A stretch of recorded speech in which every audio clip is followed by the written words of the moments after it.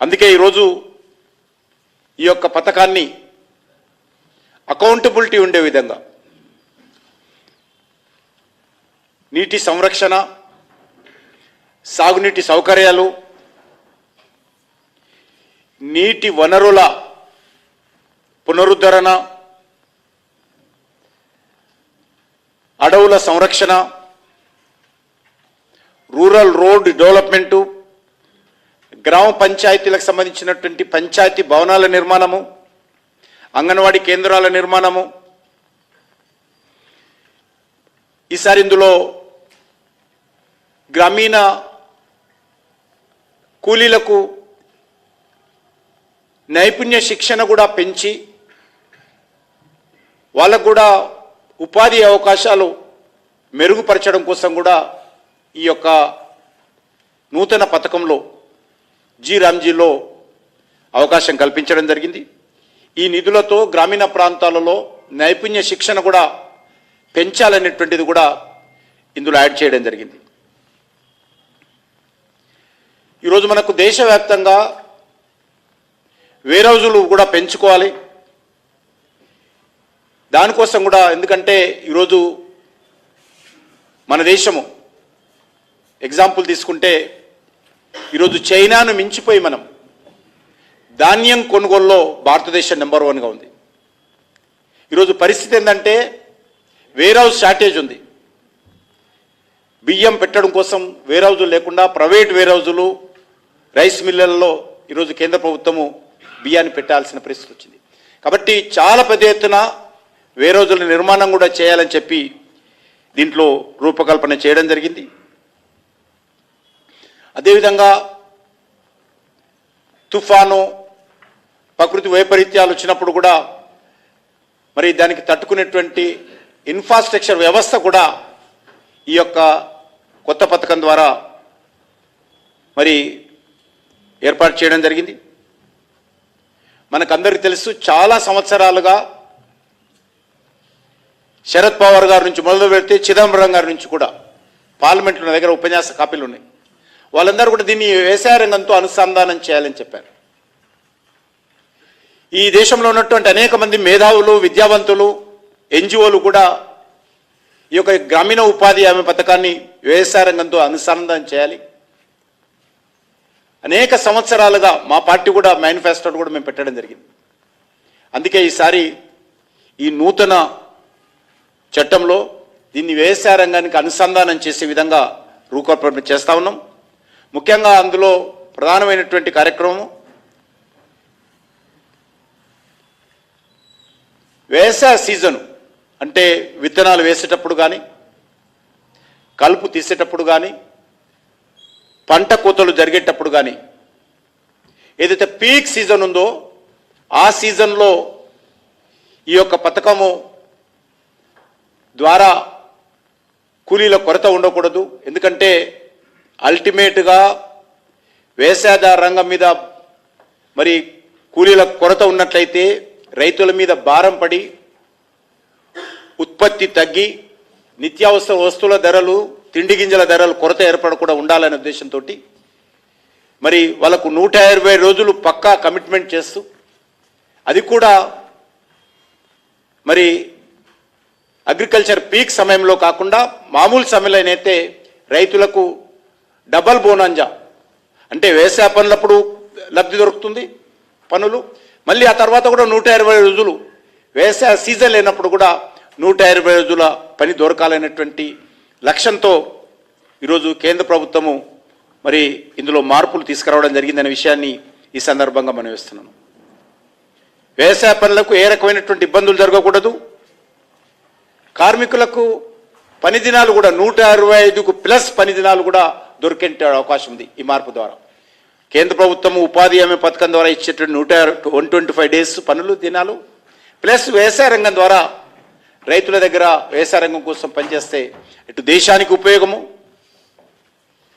రైతులకు ఉపయోగము, రైతు కూలీలకు పని దినాలు పెరుగుతాయి. దాంతోపాటు వ్యవసాయ రంగం మీద ఖర్చు కొంత తగ్గడానికి అవకాశం ఉంది కూలీల కొరత కారణంగా. తిండి గింజలు కూడా ఉత్పత్తి పెరుగుతుందనే విషయాన్ని ఈ సందర్భంగా మనవి చేస్తా ఉన్నాను. అదేవిధంగా ఇది వ్యవసాయ రంగాన్ని ప్రోత్సహించేటువంటి అద్భుతమైనటువంటి నిర్ణయము.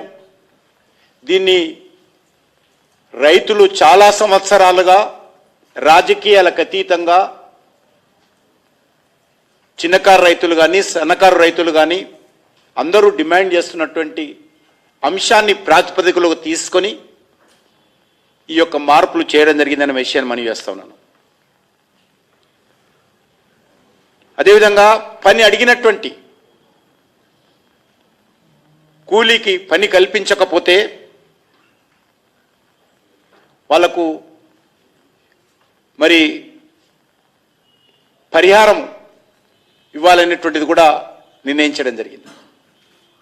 అదేవిధంగా పని చేసిన తర్వాత వాళ్ళకు సకాలంలో వాళ్ళ అకౌంట్లో డబ్బులు రాకపోతే, వాళ్ళ అకౌంట్లో డబ్బులు చేరకపోతే దానికి మరి ఫైన్ వేసే విధంగా కూడా మార్పులు తీసుకురావడం జరిగింది.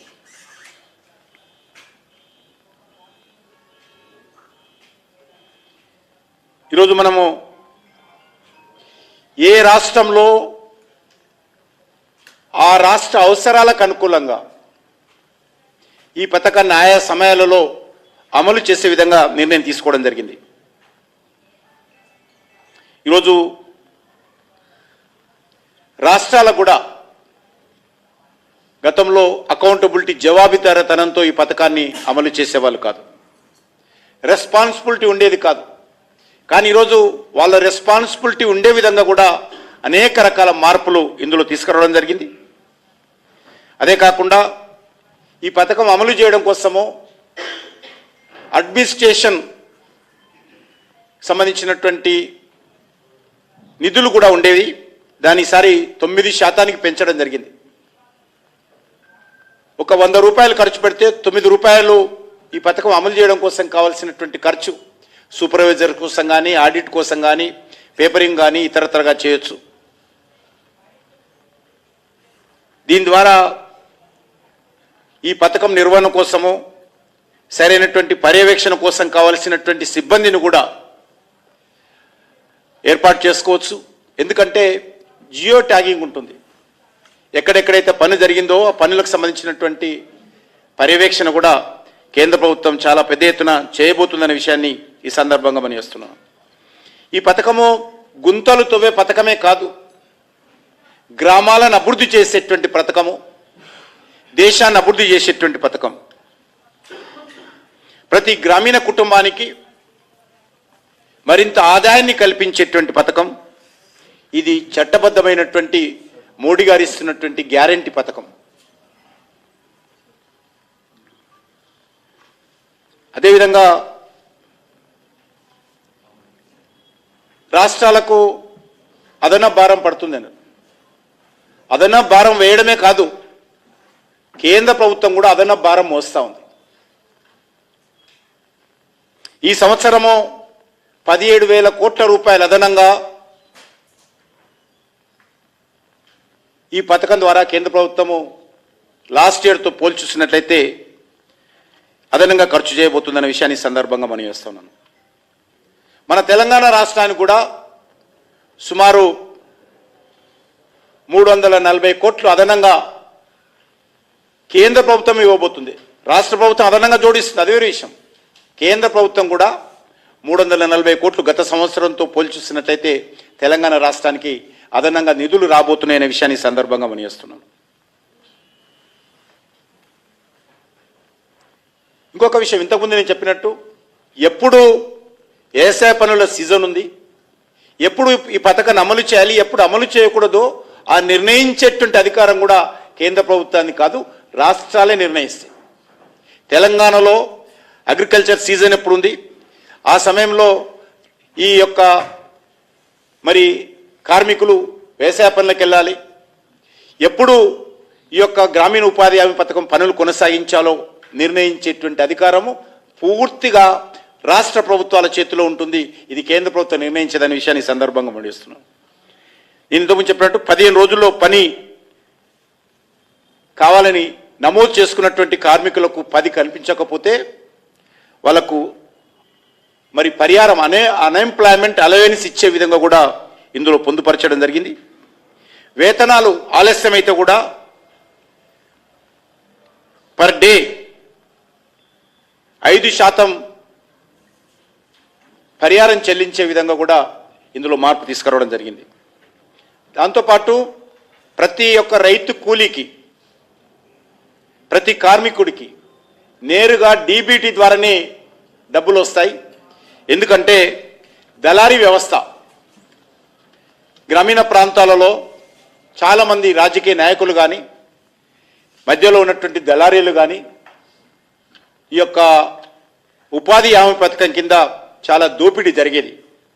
దాన్ని అరికట్టేటువంటి ప్రయత్నం కూడా ఈసారి కూలీల పేరుతో దళారీలు నకిలీ జాబ్ కార్డులు తయారు చేయడం, ఆయా నాయకులు అధికారుల జేబుల్లో డబ్బులు పోతుండేది. కాబట్టి దళారీల దయాదాక్షిణ్యాల మీద ఉపాధి హామీ పథకం అమలు జరగకూడదు అనేటువంటి ఆలోచనతో డిజిటల్ ట్రాన్సాక్షన్ కింద ఆయా కార్మికుల అకౌంట్లో నేరుగా ₹1 తక్కువ లేకుండా వాళ్ళ అకౌంట్లో చేరే విధంగా ఈరోజు చట్టం తీసుకురావడం జరిగింది. అంతేకాకుండా ఈరోజు గతంలో సోషల్ ఆడిట్ నామకే వాస్తే ఉండేది. వాళ్ళు చేసినటువంటి ఆడిట్ మళ్ళీ ఇంకోరు పైన ఎవరు చూసేవాళ్ళు కాదు. ఈరోజు టెక్నాలజీ ఉపయోగించి సోషల్ ఆడిట్ జరిగే విధంగా ఈరోజు చేస్తూ ఉన్నాము. కూలీలకు ఆలస్యంగా చేసిన తర్వాత నెల 2 నెలలకు కూడా మన తెలంగాణ రాష్ట్రంలో కూడా డబ్బులు అందేది కాదు. 2 నెలలు 3 నెలలు రైతు కూలీలు ఆ దళారీల చుట్టూ, అధికారుల చుట్టూ తిరిగేటువంటి వాళ్ళు. కాబట్టి అది కూడా ఈరోజు ఈ చట్టంలో మార్పు తీసుకొచ్చాం. సోషల్ ఆడిట్ తూతూ మంత్రంగా ఉండేది, దాన్ని కూడా మార్పు తీసుకొచ్చాం. ఏదైనా కాంప్లైంట్ వస్తే ఏ కాంప్లైంట్ కూడా సకాలంలో పరిష్కారం జరిగేది కాదు. స్థానికంగా ఉన్నటువంటి నాయకులు కాంప్లైంట్ చేయనిచ్చేటువంటి వాళ్ళు కాదు. ఎవరైనా చేసినా కూడా వాళ్ళ మీద చర్యలు, పొరపాటు చేసినటువంటి దళారీల మీద కానీ ఇతరత్ర కానీ చర్యలు తీసుకునే అవకాశం లేకుండేది. అందుకే ఈసారి ఈ పథకం అమలు కోసం టెక్నాలజీ వాడాలని,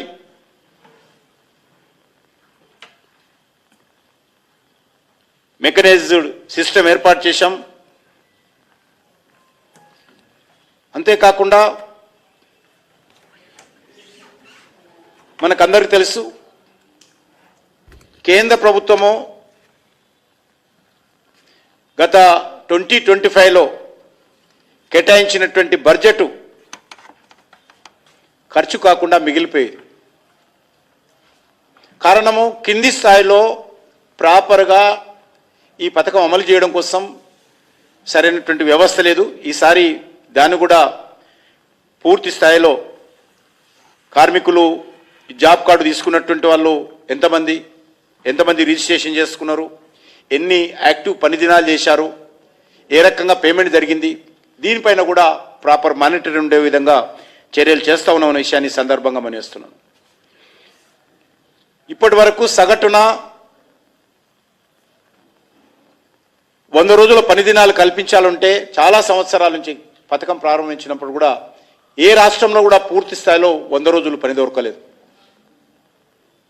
కాబట్టి దీన్ని కూడా దృష్టిలో పెట్టుకొని పని దినాలు కల్పించే విషయంలో కూడా మరి రాష్ట్రాలకు పూర్తి అధికారం కల్పిస్తూ మరి అకౌంటబిలిటీ ఉండే విధంగా చర్యలు తీసుకుంటున్న విషయాన్ని సందర్భంగా మనవేస్తున్నాను. నేను ఇంతకుముందు చెప్పినట్టు 100 రోజుల నుంచి 125 రోజులకు పని దినాలు కల్పించడం ద్వారా కేంద్ర ప్రభుత్వం గత 25-26 బడ్జెట్ ఏదైతే ఉండిందో 85,000 కోట్ల రూపాయలు కేటాయింపులు చేశాం. ఈసారి 1,00,000 కోట్లకు మించి కేటాయింపులు చేస్తూ ఉన్నాం. ఏ రాష్ట్రాన్ని కూడా మరి నిధుల కొరత లేకుండా అదనంగా కూడా బడ్జెట్ కేటాయించడం కోసం కూడా నిర్ణయం తీసుకున్న విషయాన్ని ఈ సందర్భంగా మనవేస్తున్నాను.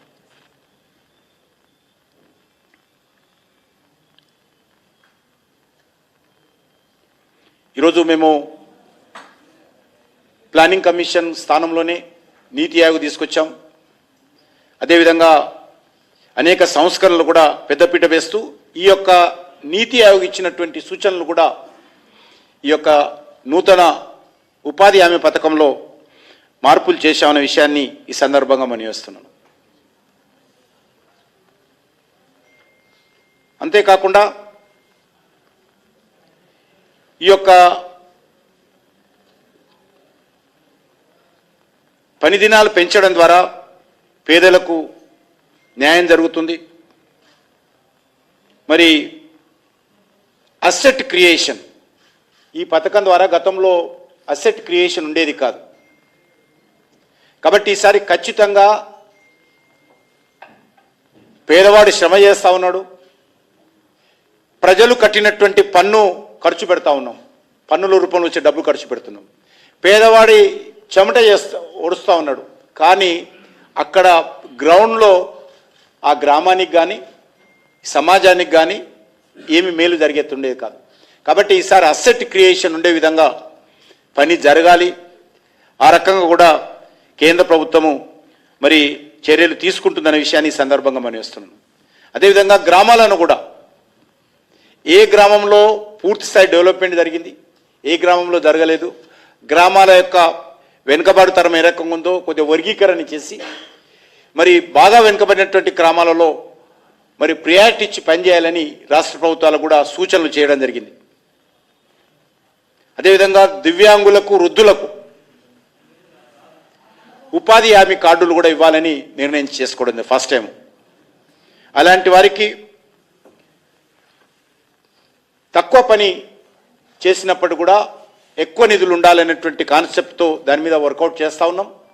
కాబట్టి దివ్యాంగులకు, వృద్ధులకు కూడా మేలు జరిగే విధంగా ఈ ఉపాధి హామీ పథకంలో చర్యలు తీసుకుంటున్నాం అనే విషయాన్ని మనం చేస్తూ ఉన్నాం. ఎందుకంటే మోడీ గారు మనం చెప్పారు, దేశంలో ఎవరికైనా సంక్షేమ పథకాల్లో అమలు జరగాలంటే ముందుగా దివ్యాంగులకు జరగాలనే విషయం వారు చెప్పడం జరిగింది.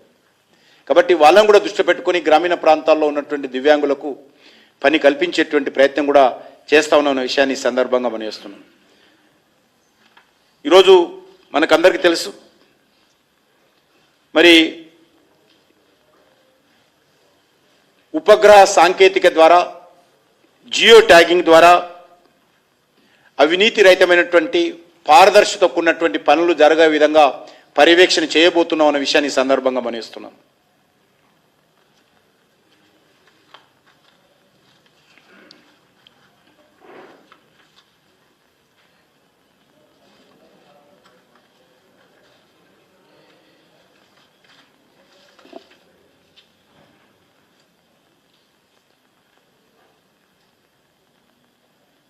ఈ యొక్క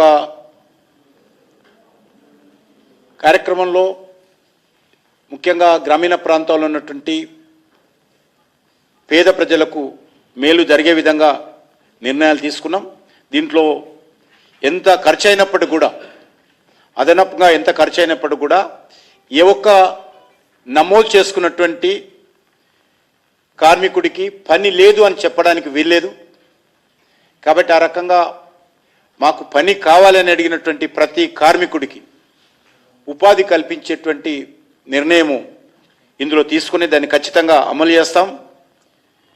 దీంట్లో ఈ యొక్క చట్టం కావలసినటువంటి అనేక అంశాలు అనేక రోజులుగా అనేక వ్యక్తులతో, సంస్థలతో మాట్లాడి ఈ నిర్ణయాలు తీసుకున్న విషయాన్ని ఈ సందర్భంగా మనవి చేస్తూ నాకు ప్రజలను కోరుతా ఉన్నాను.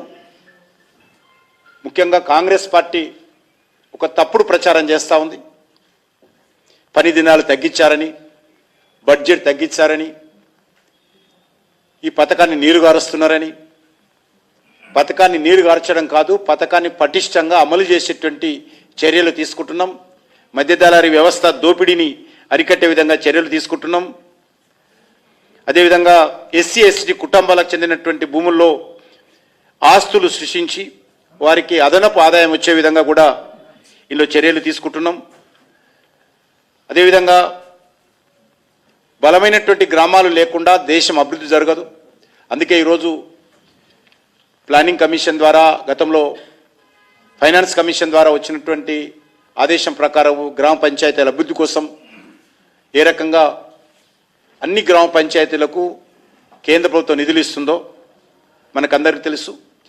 అది ఈ యొక్క ఉపాధి హామీ పథకం ద్వారా కూడా మరింతగా ఆయా గ్రామాలకు లబ్ధి చేకూరే అవకాశం ఉంటుంది. గ్రామాలకు కావలసినటువంటి మౌలిక వసతుల కల్పన విషయంలో కూడా దృష్టిని కేంద్రీకరిస్తూ ఉన్నాం. దాన్ని మరింతగా సమర్థవంతంగా నిర్ణయిస్తాం. గ్రామ సభలకు ఆ గ్రామాలలో ఏ కార్యక్రమం ముందు చేపట్టాలి, ఎవరెవరికి పని కల్పించాలి అనేటువంటిది గ్రామ సభలే నిర్ణయించే విధంగా పూర్తి అధికారం కల్పించాము. ఆ దిశలో మరి ఈరోజు ఏ రకంగానైతే మార్పులు తీసుకొచ్చామో దానిపైన మరి ఒక సానుకూలమైనటువంటి పద్ధతిలో గ్రామీణ ప్రజలకు, గ్రామాలకు, వ్యవసాయ రంగానికి, గ్రామీణ కార్మికులకు మేలు జరిగే విధంగా మార్పులు తీసుకొస్తే దానికి రాజకీయ రంగు పులిమేటువంటి ప్రయత్నం చేస్తూ ఉన్నారు. అది ప్రజలు అర్థం చేసుకోవాల్సిన అవసరం ఉంది. రైతు కూలీలకు పని దినాలు పెరుగుతూ ఉన్నాయి. వ్యవసాయ రంగం పనులు జరిగినప్పుడు రైతులకు కూడా లాభం జరుగుతూ ఉంది. అవినీతి అరికడతా ఉన్నాము. అదేవిధంగా అకౌంటబిలిటీ పెంచాము, అసెట్ క్రియేట్ చేసేస్తూ ఉన్నాము. కాబట్టి ఇది ఒక మంచి పథకము. ప్రజలందరూ కూడా ఈ పథకాన్ని సానుకూలంగా స్వాగతించాలని చెప్పి భారతీయ జనతా పార్టీ తరఫున, కేంద్ర ప్రభుత్వం తరఫున తెలంగాణ ప్రజలకు, తెలుగు ప్రజలకు కోరుతా ఉన్నాం.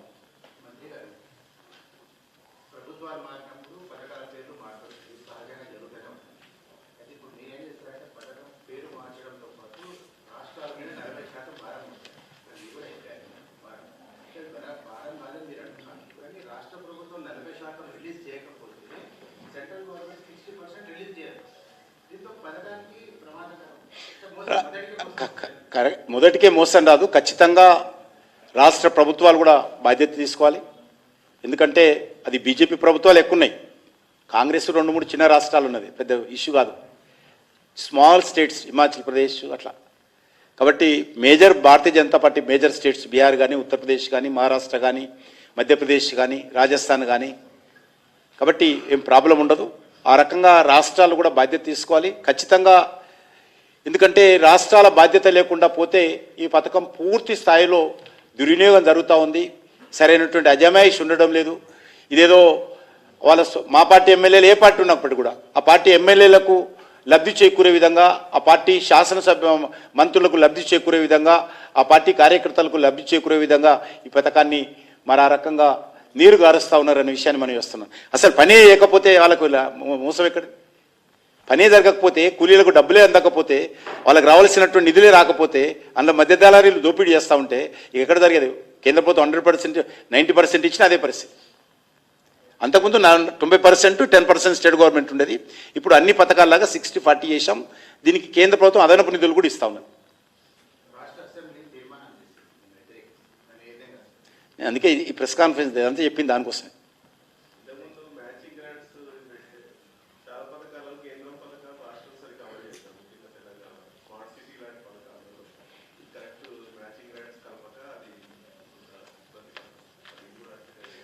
జరగకూడదు.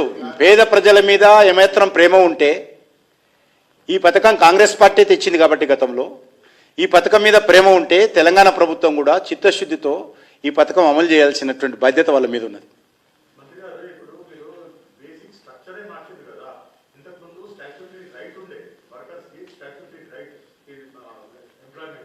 ఇప్పుడు కూడా ఉందని చెప్పి నేను చెప్పాను. లేదు ఇప్పుడు కూడా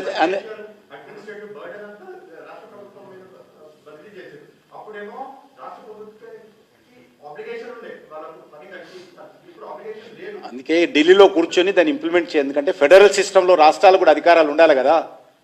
ఫెడరల్ సిస్టంలో కేంద్ర ప్రభుత్వం కూడా రాష్ట్రాలను స్ట్రెంథన్ చేయాలి, రాష్ట్రాలు కూడా అధికారాలు కల్పించాలి, రాష్ట్రాలు కూడా భాగస్వాములు చేయాలి, రాష్ట్రాలు కూడా పర్యవేక్షణ చేయాలి. సంక్షేమ కార్యక్రమంలో కూడా రాష్ట్ర ప్రభుత్వాలు భాగస్వాములుగా ఉండాలి అనేటువంటి దృక్పథంతో మార్పు తెచ్చాం.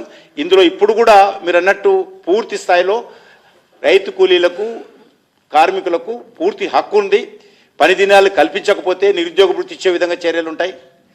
సకాలంలో పన్నులు చెల్లించకపోతే ఫైన్ వేసే విధంగా అదనపు 5% పెరిగే విధంగా ప్రతిరోజు వారీగా ఈ రకంగా ఇందులో మార్పులు తీసుకొచ్చారు.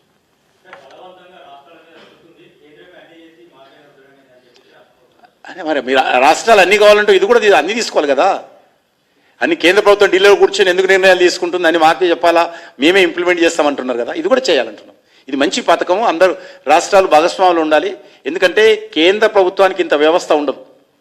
ప్రతి గ్రామంలో కూడా కార్యక్రమం సూపర్వైజ్ చేసి అమలు చేసేటువంటి వ్యవస్థ కేంద్ర ప్రభుత్వానికి లేదు. రాష్ట్రాలే ఇన్వాల్వ్ కావాలి. కాబట్టి రాష్ట్రాలు ఉన్నప్పుడు వాళ్ళు భాగస్వాములు ఉంటే ఇంకా బాగా ఉంటుంది. దేవుడు గాల్లో దీపం పెట్టి దేవుడు